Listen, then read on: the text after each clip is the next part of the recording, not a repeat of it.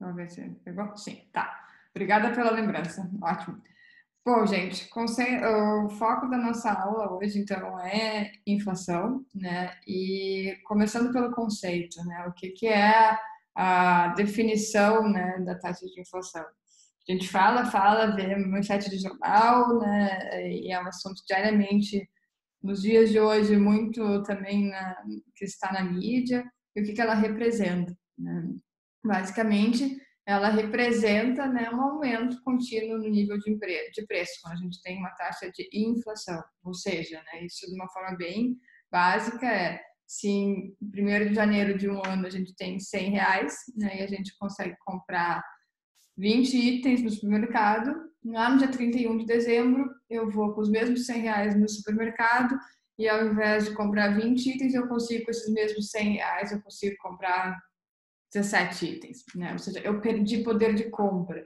Por quê? Porque aqueles itens ficaram mais caros, né? E eu estou usando o exemplo do supermercado, não é por acaso, porque justamente é a partir, né, da composição de cesta básica que a gente define, né, que é definido o principal índice de inflação do Brasil, que é o IPCA, né? Então, um aumento contínuo no nível de preço tem um impacto muito grande na distribuição de renda, né? Um país com uma desigualdade grande como é o nosso, o Brasil. Essa diminuição do poder de compra na classe média tem um efeito, mas na classe C, D e E tem um efeito que a pessoa eventualmente não cobre, né? Então, quanto mais pobre a parcela da população, maior é o efeito, né, na capacidade de compra, na capacidade de atender as necessidades básicas, né, da população, que a inflação causa, né? Ela causa efeito também, né, sobre um balanço de pagamento, nas expectativas, no mercado de capitais, de uma forma, né, bem assíncrona aqui. Por quê? Né? Vou pegar caso Brasil, né, nossa economia. Se a gente está, né, num momento de muita taxa de inflação, de uma inflação muito alta, a gente vai ver na sequência aqui da aula, isso está diretamente relacionado a uma instabilidade econômica maior também, né? Então, a nossa balança comercial não está estável e a gente acaba, né, estando sujeito a uma inflação elevada e isso acaba, né, remetendo que o país está em maior risco, atrai menos investidores externos e é uma bola de neve econômica também, né, que se desencadeia, né?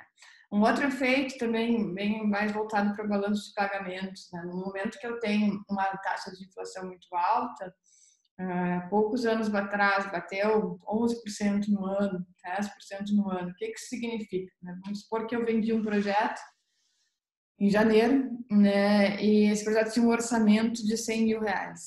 Né? Bom, o projeto tinha um período de execução de 12 anos e não tinha correção. Né? Desculpa, de 12 meses e não tinha correção. Ou seja, seriam pagos R$ 100.000, independente da inflação ao longo do tempo. Tá? Naquele ano, né, passado, então, o ano inteiro, se aferiu, então, uma inflação aí de 10%. Isso significa que aqueles 100.000, né, que eu havia orçado, né, e proposto como a remuneração para aquele meu projeto, na verdade, né, viraram 90, né, porque eu perdi 10% de valor do dinheiro. Né, ou seja, né, muitas vezes aí vai embora uma margem. Né, então, uma inflação muito alta também faz, né, um efeito cascata na política de contratos das empresas. Né, no momento que a gente tem inflações oscilando, né, inflação tendendo a ser alta num país, é mais comum a gente ter revisões de contratos ou contratos corrigidos a uma correção monetária de 3 em 3 meses, de 6 em 6 meses, para evitar esse tipo de risco, né? Então, por isso que tem aqui, né, onde causa, né, um efeito em balanço de pagamento entre as partes, tá? E a questão, né, de risco realmente da economia de um país. Bom, por definição, né, bem by the book, assim, né? O que é a nossa inflação? Né? É um processo de elevação de preços, né, que ocorre sempre que a procura é maior que a capacidade de uma economia produzir determinado bem ou serviço. Em resumo, né, a inflação pode ser de oferta quando há escassez de produto, ou de demanda quando a procura é maior do que a quantidade ofertada, né? Isso é a lei básica, né, que mexe na inflação, né, de um país. O controle da inflação é vital, né, para a manutenção do valor da moeda. Quando o IPCA, que é o nosso índice principal de inflação no Brasil, divulgado pelo IBGE, aponta que a inflação real encontra-se mais elevada do que a meta estipulada pelo governo, o Banco Central começa a lançar mão de seus instrumentos de controle da elevação dos preços, dando início a um ciclo de alta da taxa básica de juros, né, para segurar, né, a inflação. Então, a taxa Selic, né, e esse ano, o último ano, um bom exemplo para a gente pensar sobre isso, é uma forma, né, mexer na taxa Selic, ou seja, né, qual é o custo, né, do dinheiro no Brasil, né, sobre a perspectiva, né, do governo, que está regulando, então, o custo do dinheiro brasileiro. É uma forma direta, né, de impactar a subida ou a descida, né, da taxa de inflação. Porque no momento que eu aumento, né, a taxa de juros, eu estou dificultando o acesso a capital, de certa forma, da população. E isso, né, causa um efeito imediato, né, na possibilidade de subida aqui de preços no mercado. Tá? A gente vai entender um pouco do porquê isso, né? Como é que isso gira, né? Fazendo uma relação assim de passo a passo aqui, tá? Bom, a inflação, então, né, é o aumento aqui, né, de preço, né? Então, digamos que a gente tem uma situação onde eu tenho, né, uma inflação maior, né, do que nível de preços internacionais, tá? O que isso significa, né? Que o produto brasileiro está caro, né? Se o produto brasileiro está caro, então o custo do Brasil está alto, estimula a importação. É mais fácil, eventualmente, comprar máscara da China do que produzir no Brasil, né? Porque o custo aqui está muito elevado de produção, seja por mão de obra, por aquisição de material, estrutura e etc. Se eu estou, de alguma forma, estimulando a importação, eu estou desestimulando a indústria interna, né? Então, assim como se eu importo mais, eu não tenho, né, tanta demanda pela compra interna. Se eu, né, tenho esse tipo de situação, eu causo, né, diretamente uma diminuição do saldo da balança comercial. Felizmente, né, o Brasil é que se segura muito pela commodity, né? O Brasil exporta muita commodity, exporta muita soja, muito minério, muita fruta, né, que segura a balança comercial brasileira, né? Se fosse de indústria para indústria, a gente sabe, nós somos um país, né, que produz a matéria-prima, vende e compra ela industrializada, em N produtos, né? Então, isso já, enfim, ao longo do tempo até já reduziu, mas é uma característica, né, brasileira. A gente tem uma exportação muito alta e segura a nossa balança comercial em função, né, da nossa exportação agropecuária, né? Então, agrícola, né, hortifruti e pecuária, né? Principalmente pecuária bovina. Tá? Bom, no momento que eu tenho essa diminuição, né, do saldo da balança comercial, se o país estiver, né, com déficit cambial, eu tenho uma desvalorização, né, cambial, ou seja, né, a moeda aqui passa a ficar desvalorizada, né? Então, e isso, né, causa, então, né, a desvalorização cambial. Se eu tenho, né, uma desvalorização cambial, a exportação, né, acaba sendo, né, valorizada. Nesse momento agora quem está exportando, né, está exportando a um dólar muito alto, né? Por outro lado, importar fica mais caro, né? Se importar é mais caro, diretamente aumenta, né, o preço de aquisição de produtos importados. É uma relação direta, né? Agora, enfim, nos últimos meses, eletrônicos é um exemplo que a gente tem direto, né? Quanto custa, né, comprar um eletrônico no Brasil, ou se a gente, né, pode comprar fora, nos Estados Unidos, na Europa, né? Então, eletrônicos de alta tecnologia. A grande maioria não é fabricada aqui, né? Passa por todo esse processo de exportação. No momento que o dólar está muito alto, isso causa, né, uma elevação de preço muito grande. Tá? Então, é uma relação bastante aqui, né, econômica, né, que sim, o governo é um agente, né, que está sempre atento, né, porque ao aumento da taxa de inflação, tu perde o controle, né, da economia, então ela tem que de alguma forma, né, ficar. O ideal é que ela se regule, né, pelo próprio mercado. Quando ela não se regula pelo próprio mercado, há, né, formas do governo, né, fazer alguma ação. Né? E uma delas, por exemplo, é mexer direto na taxa Selic. No ano passado, a gente fechou o ano com a taxa Selic em torno de 4%, né? E saiu, pessoal, 2015, 2016 estão citados aqui, não é por acaso, de uma taxa Selic que estava na casa dos 12. Né? Então, a gente tinha um custo de aquisição do capital no Brasil superado. Né? E nessas alturas aqui do campeonato, um custo de aquisição, né, de capital alto é uma TMA muito alta, né, pessoal? Se eu tenho uma taxa Selic a 12%, eu tenho investimentos, né, renda fixa no Brasil, rendendo hoje em dia, na época 10%, né, 9%, simplesmente, né, por a gente estar investindo dinheiro, né, no mercado financeiro de baixo risco. Para eu, né, fazer um negócio, por uma empresa, um novo projeto, né, que rentabilize mais que isso, eu tenho que gerar muito dinheiro. Né? Começa a ficar difícil, né, a gente fazer negócios rentáveis, né? Porque o custo de capital está muito alto. Agora, né, nessa toda a pandemia acontecendo, entre as várias medidas aí que têm sido lançadas, uma talvez que, né, todo mundo tem visto e está, né, de alguma forma contribuindo com muita empresa no Brasil para que não feche, é o acesso a crédito com baixas taxas de juros. Então, Caixa Federal disponibilizando, né, várias linhas de crédito a taxa de juros de 0,9%, 1% ao mês, dependendo, né, da linha da empresa, se é pequena, se é média, se é grande empresa também. Né?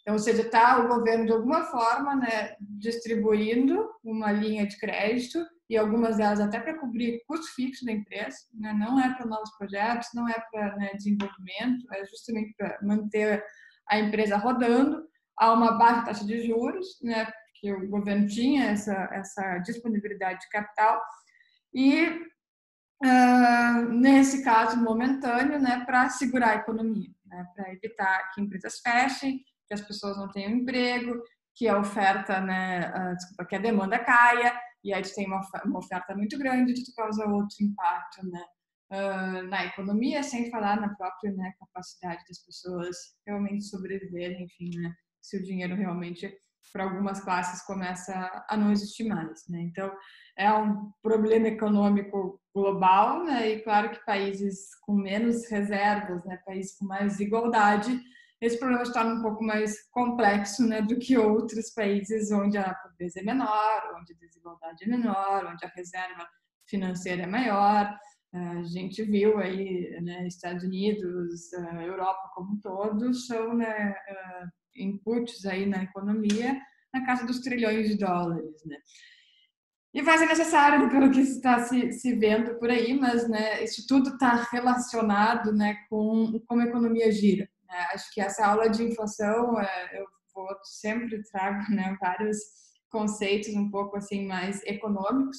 Para muitos, às vezes, é a primeira vez que tem contato, né, com um mundo um pouco mais econômico, mas cada vez mais ele é necessário, né, pessoal? Eu acho que vocês, né, de uma forma geral, estão início de curso da engenharia, né, ou chegando na metade do curso, e dias de hoje, que aula de economia que estamos vendo, né? Se a gente tiver um pouquinho de interesse, ligar a televisão, ou ler o jornal, e de diversas linhas econômicas, né?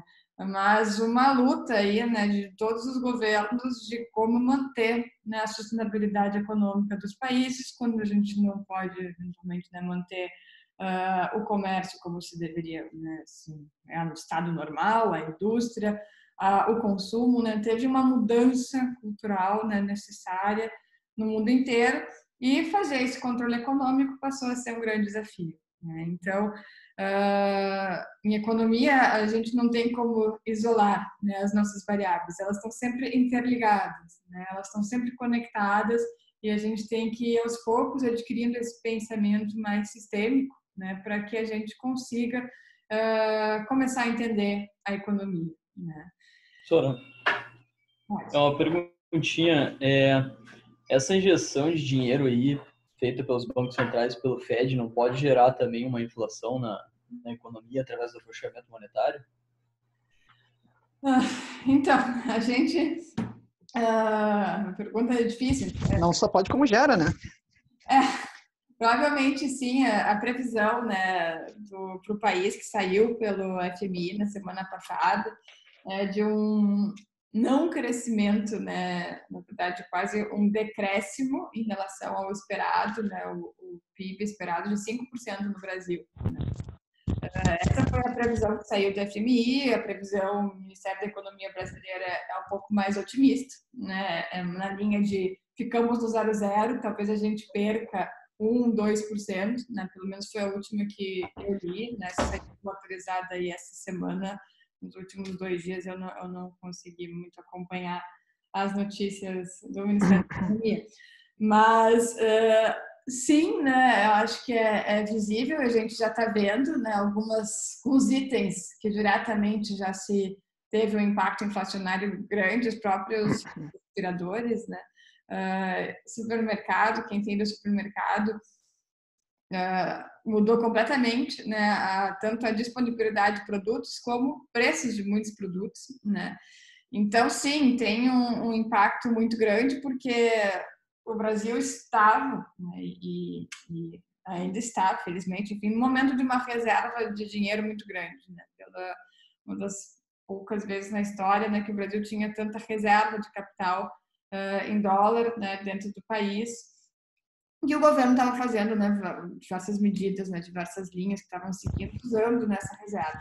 E agora, né, boa parte dessa reserva, se não quase toda, está sendo usada, né, por uma medida de necessidade, né, do Estado atual, mas que de alguma forma vai consumir, né, essa reserva econômica que estava, né, sendo pensada primeiramente para ser destinada a outras linhas de investimento, de infraestrutura, de segurança, saúde, educação, enfim, várias linhas aí, né, de que se estava, né, previsto nos próximos anos aí.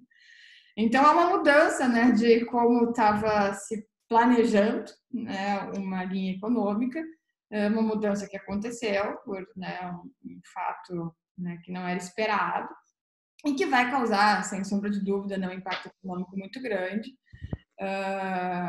O governo, de alguma forma, né, vai a todo custo tentar, né, controlar, né, a economia, e essas medidas todas têm essa intenção também, né, porque se não houver, havendo quantas empresas no Brasil estão fechando, quantas pessoas estão perdendo emprego, quantas pessoas estão realmente ficando sem renda, e a gente sabe que vão morrer de fome, né, vão, né, ter outros problemas.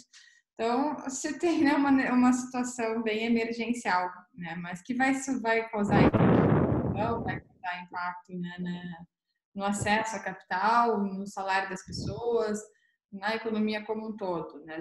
É difícil a gente saber o tamanho do impacto no mundo. Né? A gente tem previsões econômicas aí para diferentes países, expectativas que alguns países voltam mais rápido que outros, vários economistas aí trazendo uma posição que é uma volta rápida, né? Mas é difícil, né, a gente conseguir ter certeza, até porque a gente não sabe exatamente quando que volta realmente, né, o mercado ativa em vários países. Né? Mas, por outro lado, alguns itens, né, sendo, assim, de uma forma influenciados inversamente, o petróleo é um deles, né? Então, por algumas medidas internacionais, o preço do petróleo caiu bastante, o petróleo tem um efeito em tudo que a gente consome. Né? Então, essa baixa do petróleo por questões mais internacionais do que brasileiras, de alguma forma também está segurando, né, que outros itens também comecem a ficar muito caros. A volta da China, a China segue comprando muito minério, segue comprando muito, né, do Brasil. O Brasil exporta muito para a China e isso de alguma forma segura. Então é uma situação econômica completamente diferente, né, do que a gente já viveu, né, e que todo mundo, os economistas trazem muito, as principais referências talvez sejam os pós-guerra, mas em uma situação bem diferente, né, de um pós-guerra, e agora que a gente não tem tanta certeza que sim, há um fim, né, acaba hoje, né, tem bandeira branca de um lado e do outro. Não, é uma guerra um pouco diferente, né, de conseguir se estabelecer um prazo, né, de sim, terminou, se começa a se reconstruir.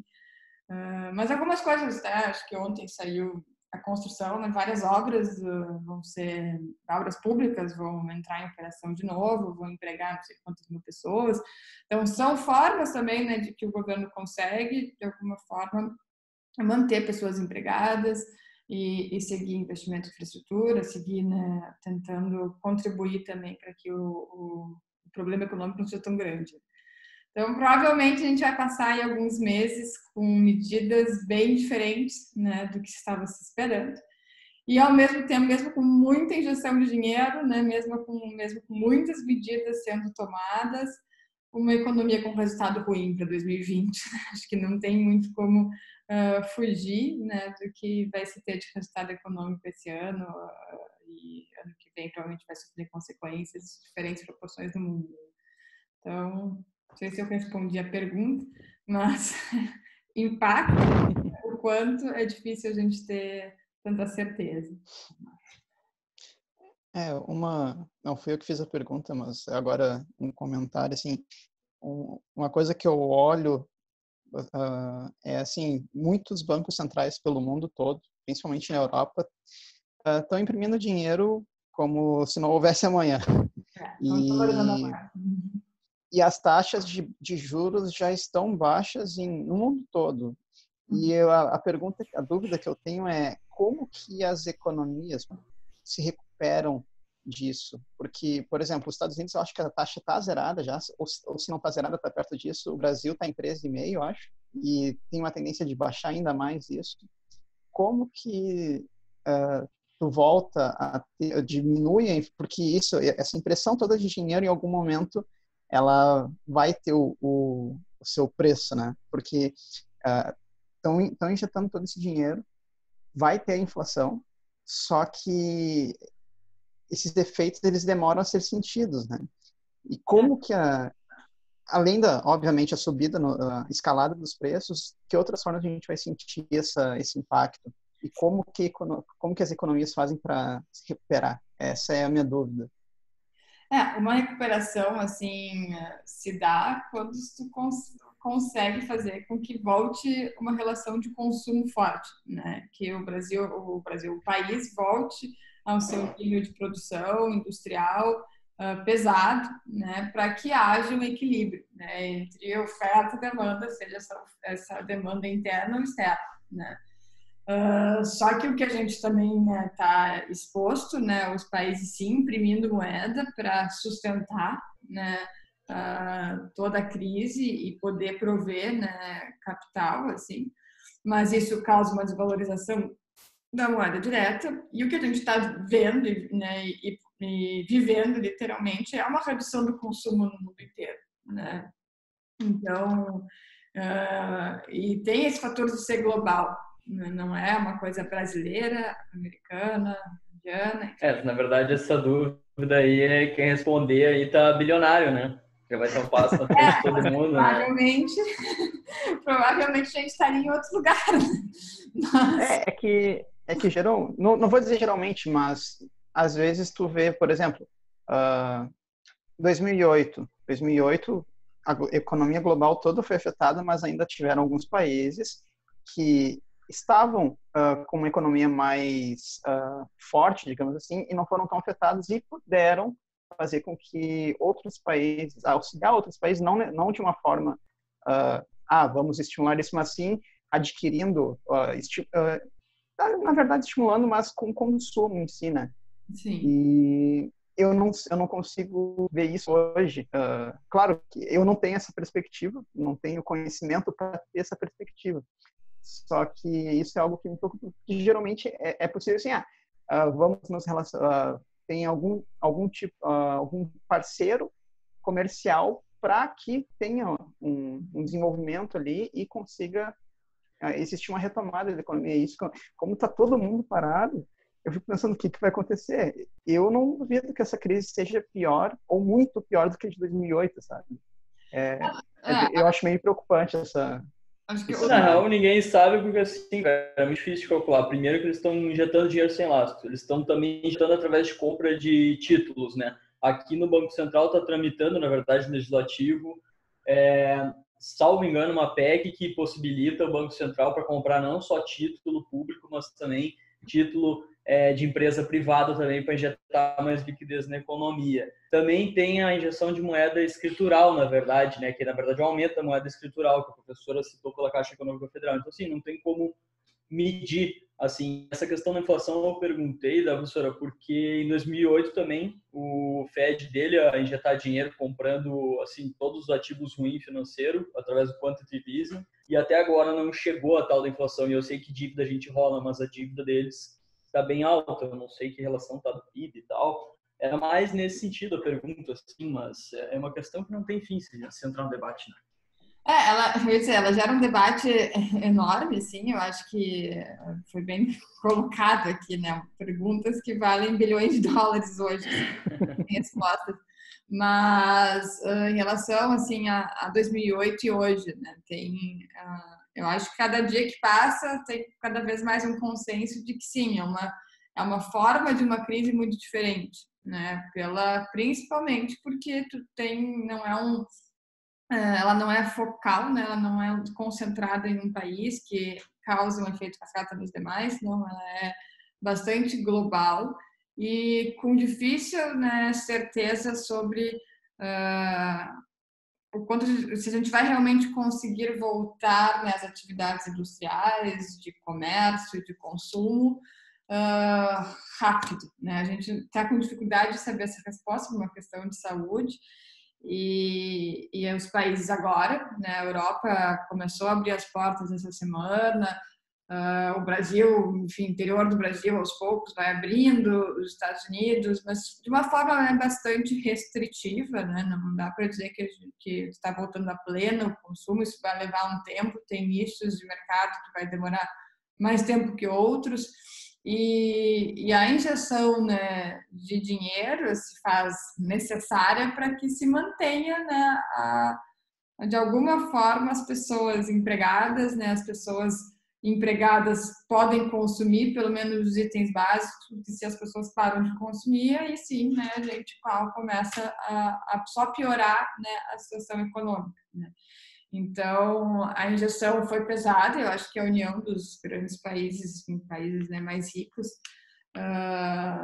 quase que, né, voltando a um plano Marshall, assim, né, não foi igual ao que houve no plano Marshall, estou bem distante disso, mas a gente viu vários economistas trazendo, né, ou se faz um plano Marshall de novo, ou o mundo, né, não volta tão cedo ao nível que estava, né. Mas houve, né, sim, um encontro aí já tem umas 2 semanas das grandes economias do mundo, e quando foi, né, também no dia seguinte se começou as injeções, né, trilionárias aí na Europa, nos Estados Unidos, e vários outros países, assim, para segurar a conta que vai vir, né, e vai ser de longo prazo. Então, não se tem certeza, eu acho que não sei quem é que estava fazendo a pergunta, né, sobre o quanto impacta na capacidade de compra da população brasileira, mas vai ter, né, um impacto grande pela redução de consumo direto que a gente está tendo, né? Então, pegar a indústria automotiva, por exemplo, né? A indústria automotiva, várias fábricas, a GM foi uma, né, que parou 100%, não sei agora quando é a previsão de abertura em Gravataí, não só pelo lockdown de uma forma geral, mas também, né, e aí, para onde é que vai esse carro, né? Porque, enfim, na teto geral, um reconsumo, assim, de frota de veículos, pegando só um setor aqui, né, automotivo como um todo, a China, eu vi uma reportagem na semana passada que o governo chinês estava dando uma linha de crédito para aquisição de veículos particulares, não era nem empresarial, nunca vista, assim, era quase que um financiador do veículo para a população, para que a população comprasse carro, né? Porque, enfim, os pátios das empresas estavam cheios de veículos e estava, né, causando um problema, né, super grande. E assim vai em todos os mercados, todos os nichos de mercado, a história se repete, né? Então acho que a gente já está vendo e vai ver por um tempo uma influência grande, né, do governo tentando segurar e de alguma forma apoiar a economia, né, de vários países de diferentes estratégias, né? Então acho que isso vai perdurar aí nos próximos meses, com certeza 2020, né? E que óbvio, né, vai comprometer o crescimento, né, econômico de todos os países. Acho que não tem um país que tenha uma previsão de crescimento positiva para 2020. Professora, uma economia baseada no crédito, o único remédio, né, em gestão de mais crédito. Mas eu tenho uma dúvida, professora, mais direcionada aí para a aula. Qual é a principal diferença do IPCA e do IGP da FGV? Da Fundação Então, Getúlio são Vargas? índices calculados, né, de forma diferente, tá? O IPCA é calculado bem itens da cesta básica, tá? Então, ele é calculado, enfim, pelos órgãos, enfim, nacionais, né? E entra dentro do IPCA todos os itens que formam a cesta básica do brasileiro. Então, tem lá arroz, feijão, né, gasolina, itens de cesta básica. O IGP é um índice também usado, né, como índice de inflação, mas calculado pela FGV, se não me engano, é a FGV que monitora, e os produtos que entram no índice não são os mesmos do IPCA, né? A forma ali de calcular um índice é outro. Ambos a gente consegue, eu até posso colocar depois para vocês a lista completa assim de itens que entram e a forma de cálculo, mas são, né, essa é a grande diferença entre eles, né, os itens que são considerados para avaliar essa inflação. Mas o IPCA é o que é considerado, né, o índice nacional, assim. Ou se tivesse arquivo à mão, ia ser interessante disponibilizar, professora, por favor. Eu vou buscar o atualizado. O que eu tenho aqui no computador não é, por isso que eu não vou abrir aqui, porque não está super atualizado, mas eu consigo, sim, aí disponibilizo lá para você. Tranquilo. Obrigado. Bom, aqui tem uma relação, né, do mercado brasileiro entre qual foi a inflação medida real e a meta que se tinha, né? E aqui a gente pode fazer um recorte, né? Isso aqui foi logo ali anos pesados da Lava Jato e de toda, né, a situação que se viveu ali nos últimos anos de crise econômica e corrupção. E que estourou, né, a taxa de inflação brasileira, passou dos 10%. Antes falaram sobre 2008, né, então está aqui o recorte de 2008, né, uma pequena elevação em 2008 e o Brasil saiu, né, relativamente bem, ou não foi tão afetado quanto outros países pela crise que houve, né, pós 2008. E no ano passado, que está 2018, né, aqui 18, 19, a gente andou aqui numa inflação bem mais baixa, né? Ou seja, né, se a gente não incorpora essas taxas de inflação nos nossos modelos econômicos, os nossos resultados lá de BPL, TIR, Payback, acabam sendo, né, ilusórios, né? Eles não representam a realidade de quanto realmente vale, né, o dinheiro naquele período. Bom, a gente costuma usar dois métodos assim para calcular e incorporar a inflação nas análises econômicas, né? Um mais tradicional aqui é a inflação homogênea, que é, por exemplo, pegar o índice PCA, pegar o IGPM, pegar o INCC, que é da construção, ou enfim, pegar um índice, né, de algum nicho de mercado, e eu vou incorporar essa inflação a todas as minhas variáveis, ou seja, os meus custos, as minhas receitas, todos vão estar sujeitos, né, a uma taxa de inflação. E também, né, a minha TMA, ou seja, a minha TMA vai ter que estar, né, inflacionada, né, de acordo, né, com os parâmetros de inflação, com o índice de inflação. Para a gente inflacionar a TMA, né, a gente, na verdade, é uma soma de taxas, né, então, soma de taxas exponenciais se multiplica, né, então a gente simplesmente faz essa relação, que a TMA global, né, ou a TMA inflacionada, vai ser igual a 1 mais a TMA que eu tenho, vezes 1 mais a inflação homogênea, tá? Menos 1. Isso a gente chega nela. Aqui eu vou pular aqui, depois eu vou mostrar melhor essa parte aqui. Então, por exemplo, aqui, né, a gente tem um projeto onde a gente tem um investimento, né, de R$ 20.000, uma taxa de depreciação forte aqui de 50% ao ano, receita de 50 mil ao longo de 2 anos, e uma TNA de 10% ao ano, inflação de 4%, imposto de renda de 34%. Né? Qual seria o resultado desse projeto? Tá? Então, aqui a gente tem a dedução, né, do projeto aqui linearmente, a gente faria como ela, né, se fosse para uma planilha. Vou abrir aqui um Excel, só um minutinho.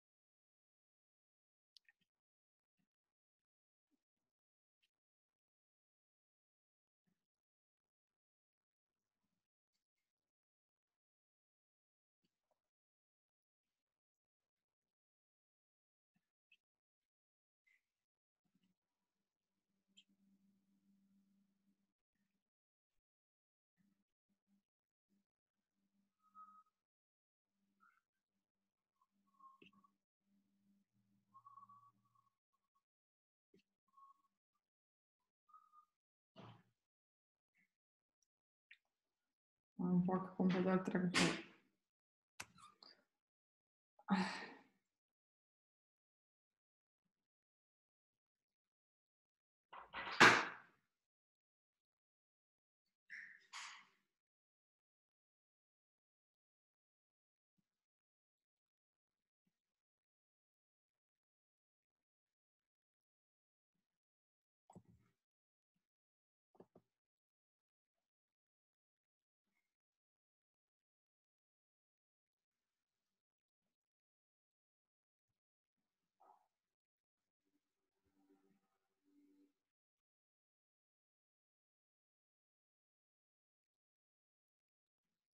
Pronto.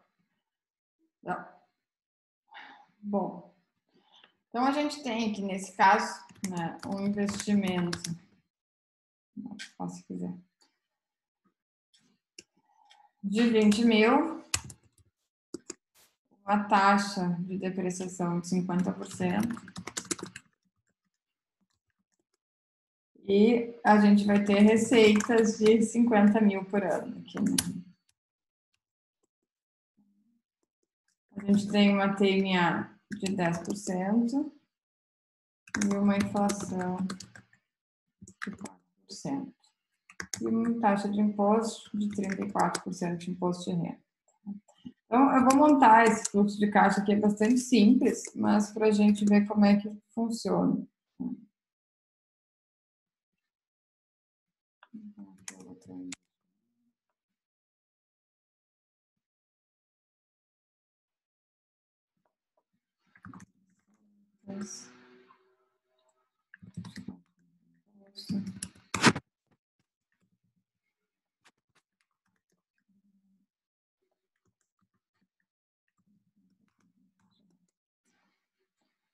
Bom, primeiro, pessoal, aqui a gente tem, né, a TMA dada do problema e a inflação, né, que ele nos deu.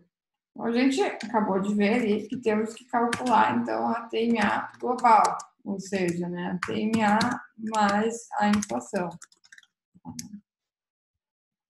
Como é que a gente faz isso, né? Eu vou fazer, então, a soma, né, de 1 mais a TMA vezes 1 mais a minha taxa de inflação menos 1.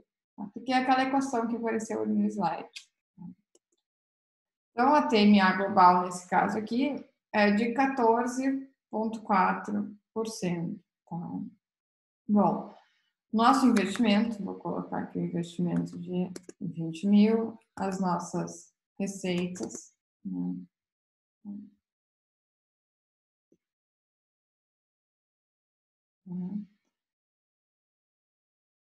E aí o grande ponto, né? Essas receitas aqui, que a princípio são de 50 mil reais, elas não deveriam estar, né, inflacionadas, elas têm que ser, né, inflacionadas ao longo do tempo. Sim, né? Então, para eu fazer isso, eu vou incorporar, né? Vou inflacionar as minhas receitas, então vou multiplicar cada, né, receita de cada ano aqui pela inflação, né? Então, vou pegar os 50 mil vezes 1 mais a inflação do período elevado, né, na 1. Então, sempre que eu inflaciono uma variável, eu elevo ela ao período. Ou seja, 50 mil no zero equivale a 54.080 em 2 anos. Estou multiplicando 50 mil vezes 1 mais a TMA elevado, né, no período. Tá? Meu fluxo de caixa aqui, eu só tenho receita, né, não tenho custos. A depreciação é de 50% por ano, então é 10 mil em cada ano. E vou, né, fazer o meu fluxo de caixa tributário. Né? Qual é a ideia aqui do meu fluxo de caixa tributário, tá, pessoal? A gente vai estar podendo, né, descontar, então, esse valor de depreciação do nosso resultado, como a gente vem trabalhando aí, né, desde o início do semestre, tá? Então, vou descontar ele aqui. Vou calcular o imposto de renda. Imposto de renda.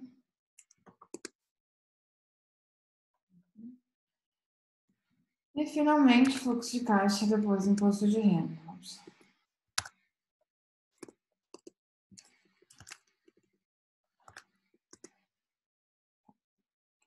Bom, como é que eu vou calcular o meu VPL agora? Eu vou puxar a equação e vou usar como TMA a minha TMA global aqui. 42.842, tá? Isso é uma alternativa, né, de resolver o nosso problema. O que eu estou fazendo aqui? Eu estou inflacionando a receita, ou seja, eu peguei cada receita e multipliquei, né, pela taxa de inflação ao longo do tempo. Tá? O que acontece, gente? Aí eu vou voltar um pouco aqui no slide. Deixa eu sair. Tá. Aqui. Está aqui o nosso resultado, né, demonstrando a dedução, né, linear dessa nosso problema. Tá? Por lei, tá, a depreciação ela não é inflacionada, né? Então, assume-se que o quê, né? Que o custo que eu tenho, né, de manutenção desse meu ativo ao longo desse tempo seria equivalente ao que a inflação, né, que esse ativo estaria sujeito. Tá? Então, não se inflaciona, né, por essa definição da lei, né, brasileira. Dado que eu não né, posso inflacionar a depreciação, se a inflação é homogênea, eu tenho uma segunda alternativa de como resolver esse mesmo problema, tá? Que é, ao invés de inflacionar as variáveis, eu deflacionar a depreciação. E quando eu faço isso, eu mantenho a minha TNA não sendo inflacionada, né? Mantenho a TNA de 10% nesse caso. Ou seja, né, eu poderia resolver o nosso mesmo problema da seguinte forma. Aqui. Eu vou ter os mesmos 20. Aqui eu manteria constante os 50. O nosso fluxo de caixa aqui fica. E agora a minha depreciação seria 10 mil dividido por 1 mais a taxa de inflação.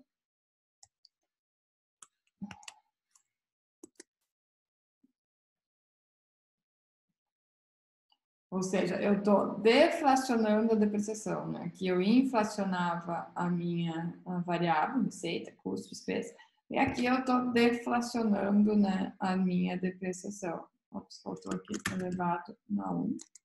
E aqui 10 mil dividido por 1 mais 4% elevado ao quadrado. Então, ok. O meu fluxo de caixa tributável segue sendo, né, isso menos a taxa de depreciação. Vou pagar o imposto de renda. E esse aqui, né, vai ficar. E agora, para calcular o VPL, eu vou usar, né, como TMA os 10%, né, a TMA não inflacionária. E tá aqui o nosso mesmo resultado, tá? Ou seja, né, duas alternativas.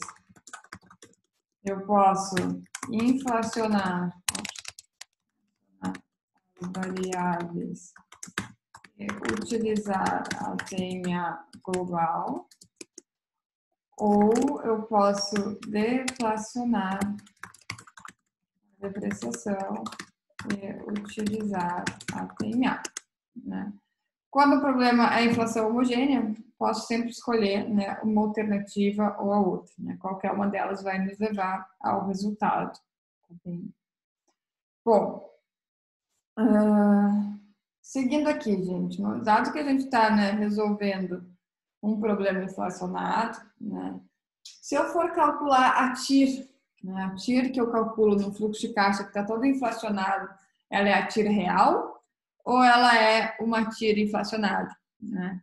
Melhor forma da gente mostrar a prova disso é se eu pegar esses nossos dois modelinhos aqui e calcular a TIR, vocês vão ver que algo, né, não vai fazer muito sentido.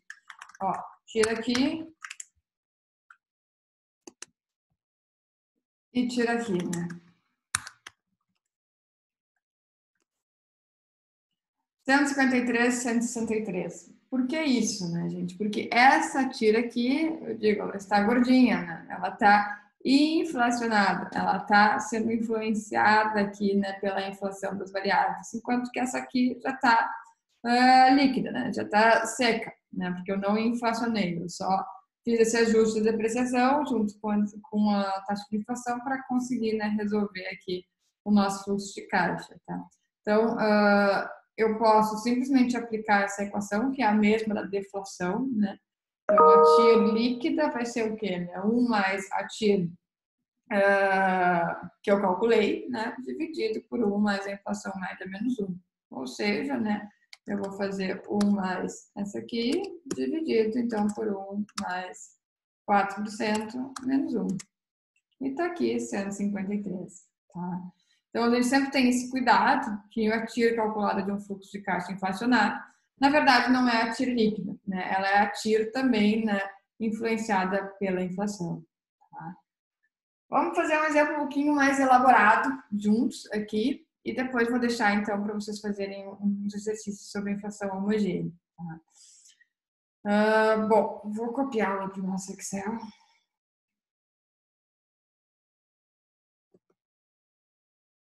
Um probleminha um pouquinho mais elaborado, não muito, mas ok. Então, a gente tem um investimento de 40 mil, custos de 1.000 por mês, receitas de 2.500 por mês, a inflação de 8% ao ano, depreciação linear, 5 anos de projeto e uma orientação aqui para calcular, né, o CMPC, tá?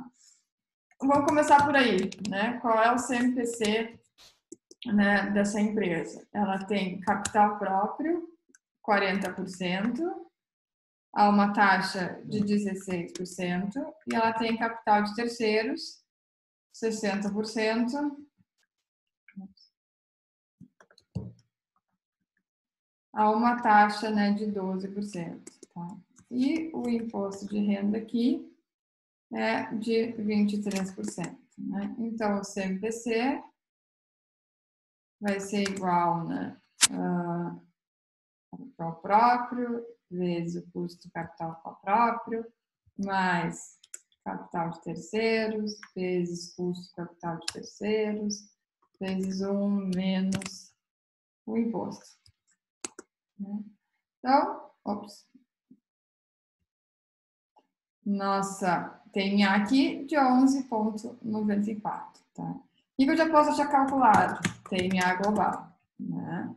Quem é ela? 1 mais 11,94 vezes 1 mais os 8%.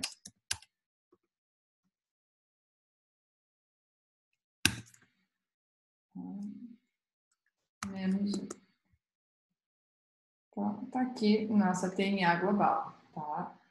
Dado isso, agora a gente começa a resolver o nosso problema, né? Então, a gente tem investimento, custos, receitas, imposto, depreciação, fluxo de caixa tributável, imposto de renda, fluxo de caixa, depois imposto de renda, né? A gente vai rodar o projeto por 5 anos. Vamos lá. 40 mil.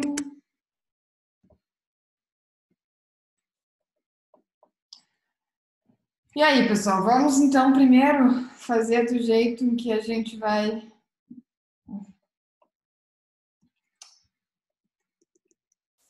inflacionar variáveis aqui.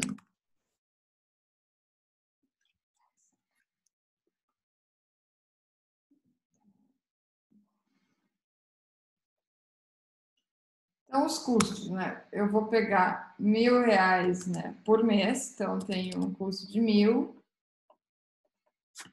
vezes 12, porque é ao ano, né? Vezes 1 mais 8% elevado no período, né? Então, isso vai ser o meu custo ao longo do tempo. Então, os 12.000 lá do início, do zero, viram em 5 anos 17.600, apenas, né, pela influência da inflação. Tá? Receitas. Eu vou ter 2.500 vezes 1 mais 0,08 elevado no período. E assim vai. O meu fluxo de caixa agora segue tudo igual, né? Isso aqui, o que eu ganhei menos o que eu paguei. A depreciação, se eu inflacionei as variáveis, ela fica igual. Então, aqui é 40.000 dividido nos 5 períodos, fixa.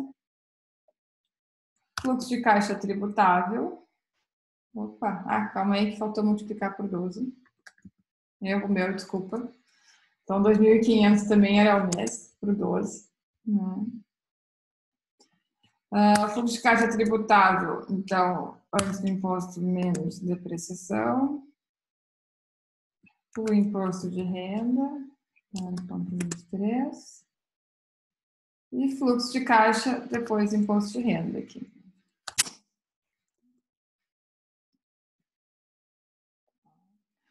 Beleza.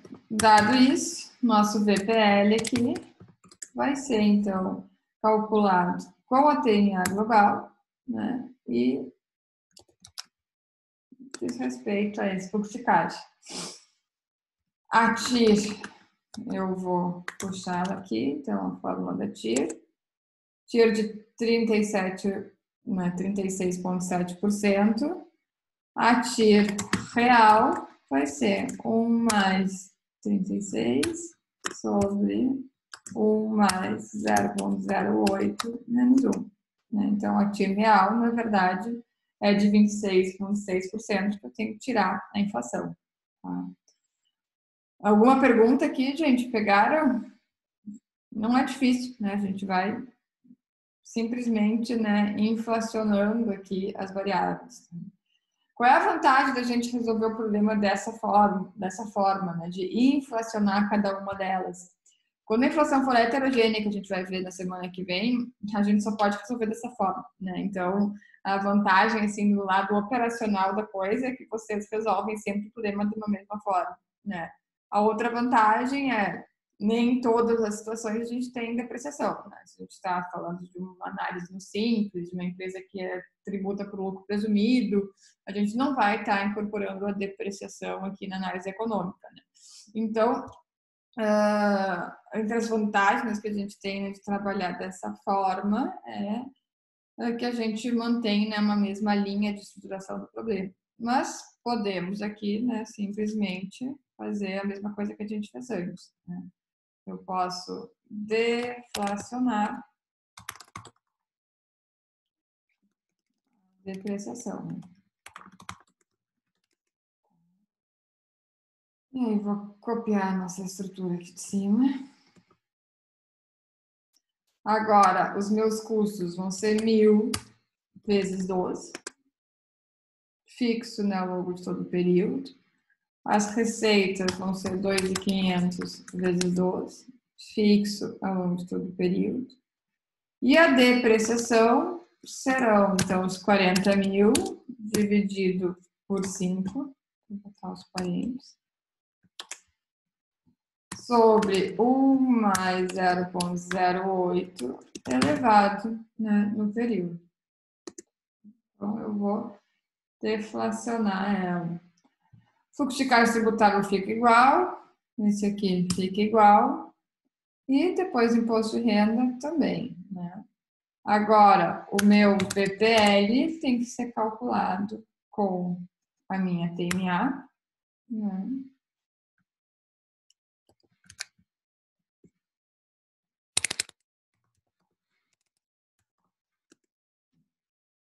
Sei lá, né? 15.400, aqui eu já acho, né? Isso aqui não faz sentido. Aqui eu já acho, né, a mesma TIR que eu encontrei lá em cima como TIR real, tá? E se ela vir, né, assim que a gente incorpora a taxa de inflação, né, no nosso problema de engenharia econômica que a gente já vem trabalhando, né? Então, a gente tem duas alternativas, né, de forma de resolver o problema, mas ambas elas, né, nos levam, então, a essa resolução mais fidedigna com a realidade, né? Que eu passo a incorporar, assim, né, uma taxa de inflação, um problema de engenharia econômica, tá? Vou só salvar aqui para depois postar lá com vocês.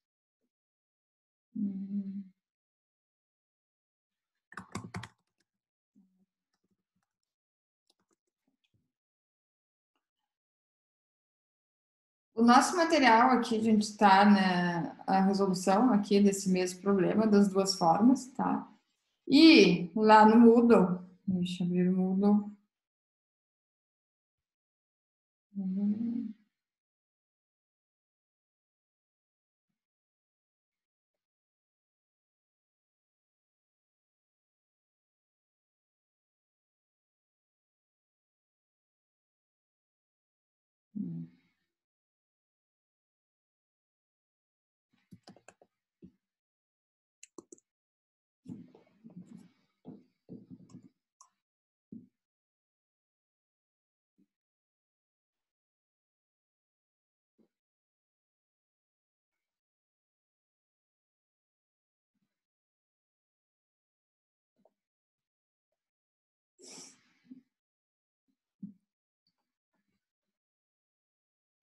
Que no Moodle, pessoal, eu deixei essa listinha de exercícios já, tá? E eu gostaria, né, de pedir, então, para vocês fazerem, ao longo dessa semana, o exercício 1.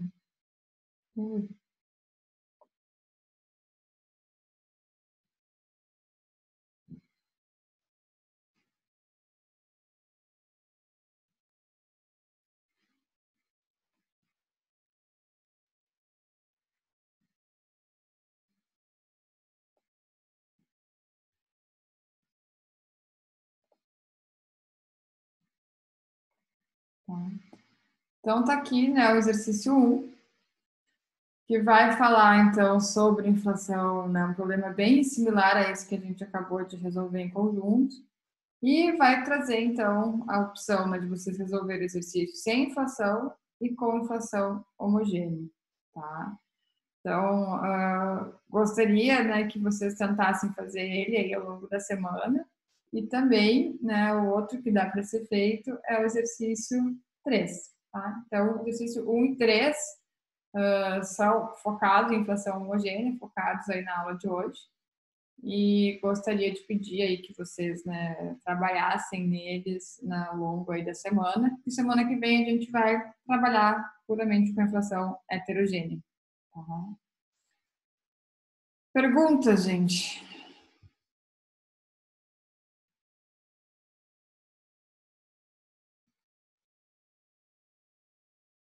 Não? Da prova, alguém tem alguma coisa? Fala. Eu tenho uma pergunta da prova também. Pode ser uma pergunta bem idiota, mas eu fiquei encucado. Quando a gente faz aqueles cálculos, tu calcular os gastos, no meu ponto de vista, é fácil, porque tu pode calcular a média de aluguel, de funcionário, de produto que tu vai usar. Só que como é que fazem para calcular quanto eu vou ganhar? Quanto que meu negócio vai ganhar?